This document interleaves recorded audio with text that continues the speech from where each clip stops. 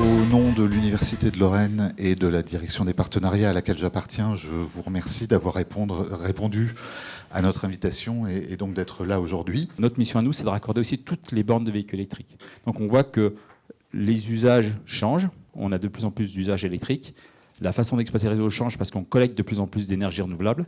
Et donc voilà, tout ça nous demande de faire évoluer nos réseaux. Qu'est-ce qui est pour vous, qu'est-ce qui est un réseau, comment vous le définiriez et comment on pourrait, quelles en sont les principales spécificités qui en font des infrastructures complexes? Jusqu'à maintenant, on partait d'une centrale, on allait chez un consommateur et l'énergie allait dans un seul sens.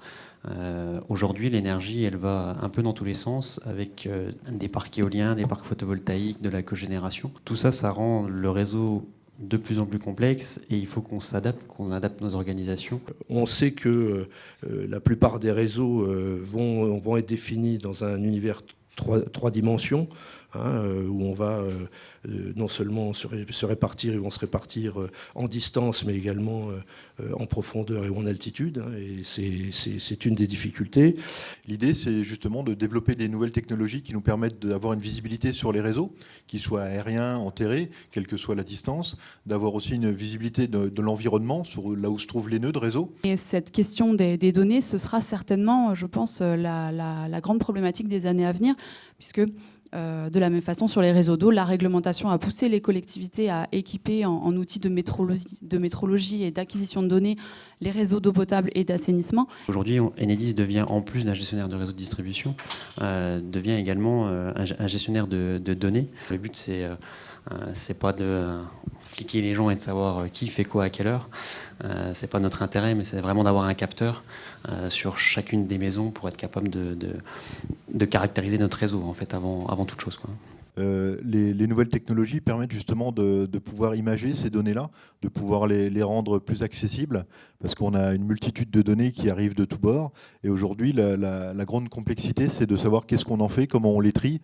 On peut créer un jumeau numérique des endroits, de différents sites, de sites pilotes. On peut s'immerger à l'intérieur, on peut les rendre interactifs, de façon à ce que quand il aille sur le site, il sera plus à même d'intervenir rapidement et en toute sécurité. Vous confrontez à des problèmes pour connaître la position réelle des réseaux? Est-ce que c'est des données qui sont facilement accessibles ou au contraire, il y a des problèmes de propriété? Si on avait ne serait-ce qu'une centralisation de ce type de données, avec tous les problèmes sécuritaires, j'entends bien que ça engendre. Aujourd'hui, effectivement, il y a un certain nombre de freins législatifs au fait qu'on ne publie pas de manière publique notre cartographie. Et la difficulté, c'est d'avoir accès à un instant donné à l'ensemble de ces cartographies pour éviter tout problème lors de l'intervention. Et malheureusement, derrière, on sait très bien que ce qu'on appelle, nous, dans le domaine la maintenance imparfaite, parfois en voulant résoudre un petit problème, on en crée des gros. On a effectivement un outil aujourd'hui qui, en réalité virtuelle, c'est-à-dire un masque de réalité virtuelle, qui permet aux jeunes agents Enedis de découvrir l'intérieur d'un poste source. Quand on regarde cette problématique des réseaux au sens large, je crois que ça serait important qu'on ait ce tour d'horizon, parce que les méthodologies de surveillance de ces réseaux, très différents les uns des autres, en fait, la problématique, il y a beaucoup de points communs sur la façon de faire la surveillance de ces réseaux. Et on a notamment un projet qui s'appelle le projet CEOS avec l'Université de Lorraine, qui vise à développer un drone professionnel dédié à l'inspection des ouvrages critiques, donc qui soit notamment plus automatisé. En fait, les données, au début, elles ont été acquises vraiment dans un but qui ne profitait pas forcément à la collectivité ou à l'exploitant.